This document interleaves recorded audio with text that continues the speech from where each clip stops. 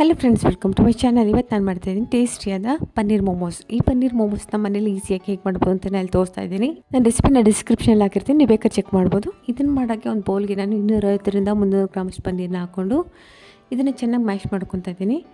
ಇದಕ್ಕೆ ಸಣ್ಣದಾಗಿ ಹೆಚ್ಚಿರೋಂಥ ಒಂದು ಈರುಳ್ಳಿ ಹಾಕ್ಕೊತಾ ಇದ್ದೀನಿ. ಒಂದು ಕ್ಯಾಪ್ಸಿಕಮ್, ಮೀಡಿಯಮ್ ಸೈಜಿನ ಕ್ಯಾಪ್ಸಿಕಮ್ ಸಣ್ಣದಾಗಿ ಹಚ್ಕೊಂಡು ಹಾಕ್ಕೊಂಡಿದ್ದೀನಿ.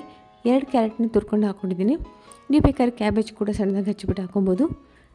ಈಗ ಇದಕ್ಕೆ ನಾನು 3/4 ಟೀ ಚಮಚದಿಂದ 1 ಟೀ ಚಮಚದಷ್ಟು ಶುಂಠಿ ಬೆಳ್ಳುಳ್ಳಿ ಪೇಸ್ಟು, 2 ಟೇಬಲ್ ಚಮಚದಷ್ಟು ಶೇಜ್ವಾನ್ ಸಾಸ್ ಬರುತ್ತಲ್ಲ ಅದನ್ನು ಹಾಕ್ಕೊಂಡಿದ್ದೀನಿ. 1 ಟೀ ಚಮಚದಷ್ಟು ಪೆಪ್ಪರ್ ಪೌಡ್ರು, ಅರ್ಧ ಟೀ ಚಮಚದಷ್ಟು ಖಾರದ ಪುಡಿ, ಅರ್ಧ ಟೀ ಚಮಚದಷ್ಟು ಗರಂ ಮಸಾಲ. ಈಗ ಮೋಮೋಸ್ ಮಾಡ್ಕೊಳೋಕ್ಕೆ ನಾನು ಹಿಟ್ಟನ್ನ ನಾದ್ಕೊತಾ ಇದ್ದೀನಿ. ಇದನ್ನ ನಾದ್ಕೊಳೋಕ್ಕೆ ನಾನು ಇಲ್ಲಿ 2 ಕಪ್ಪಷ್ಟು ಮೈದಾನ ತೊಗೊತಾ ಇದ್ದೀನಿ. ನೀವು ಬೇಕಾದರೆ ಗೋಧಿ ಹಿಟ್ಟನ್ನು ಕೂಡ ತೊಗೊಬೋದು. ಇದಕ್ಕೆ ನಾನು ರುಚಿಗೆ ತಗೋಷ್ಟು ಉಪ್ಪನ್ನ ಹಾಕ್ಕೊಂಡು 2 ಟೀ ಚಮಚದಷ್ಟು ಎಣ್ಣೆನ ಹಾಕ್ಕೊಂಡು ಜೊತೆಗೆ ಅರ್ಧ ಕಪ್ಪಷ್ಟು ಹಾಲನ್ನ ಹಾಕ್ಕೊಂಡು ಇದನ್ನು ಸಾಫ್ಟಾಗಿ ಹಿಟ್ಟಾಗಿ ನಾದ್ಕೊತಾ ಇದ್ದೀನಿ. ಅವಶ್ಯಕತೆಗೆ ತಕ್ಕಂಗೆ ನೀರನ್ನು ಕೂಡ ಸೇರಿಸ್ಕೊತಾ ಇದ್ದೀನಿ. ಹಿಟ್ಟು ತುಂಬ ಸಾಫ್ಟಾಗಿ ಆಗಬಾರ್ದು, ಸ್ವಲ್ಪ ಗಟ್ಟಿಗಿರಬೇಕು. ಈಗ ಹಿಟ್ಟನ್ನೆಲ್ಲ ನಾದಿದ್ದಾಗಿದೆ. ಇದನ್ನು 20 ನಿಮಿಷಗಳ ಕಾಲ ನೆನೆಯಕ್ಕೆ ಬಿಟ್ಬಿಡ್ತೀನಿ. ಈಗ 20 ನಿಮಿಷ ಆಗಿದೆ. ಈಗ ನಾನು ಮೋಮೋಸ್ನ ಮಾಡ್ಕೊತಾ ಇದ್ದೀನಿ. ನೀವು ಬೇಕಾದ ಶೇಪಲ್ಲಿ ಮೋಮೋಸ್ನ ಮಾಡ್ಕೊಬೋದು. ಈಗ ನೋಡಿ, ಚಿಕ್ಕ ಚಿಕ್ಕದಾದ ಪೂರಿನ ಲಟ್ಟಿಸ್ಕೊತಾ ಇದ್ದೀನಿ. ಪೂರಿ ತುಂಬ ತೆಳ್ಳಗೂ ಇರಬಾರ್ದು, ತುಂಬ ದಪ್ಪಗೂ ಇರಬಾರ್ದು. ಇದನ್ನು ಸ್ವಲ್ಪ ದಪ್ಪಗೆ ಇದನ್ನು ಲಟ್ಟಿಸ್ಕೊಬೇಕು.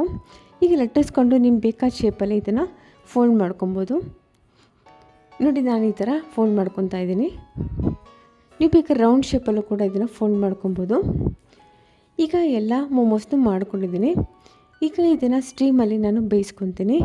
ಸ್ಟೀಮಲ್ಲಿ ಬೇಯಿಸ್ಕೊಳೋಕ್ಕೆ ಒಂದು ಕಡಾಯಲ್ಲಿ ಕೆಳಗಡೆ ಗ್ರಿಲ್ನ ಇಟ್ಟು ನೀರನ್ನ ಹಾಕಿ ಸ್ವಲ್ಪ ಸ್ಟೀಮ್ ಮಾಡ್ಕೊಂಡೋಗಿ ಇಟ್ಕೊಂಡಿದ್ದೀನಿ.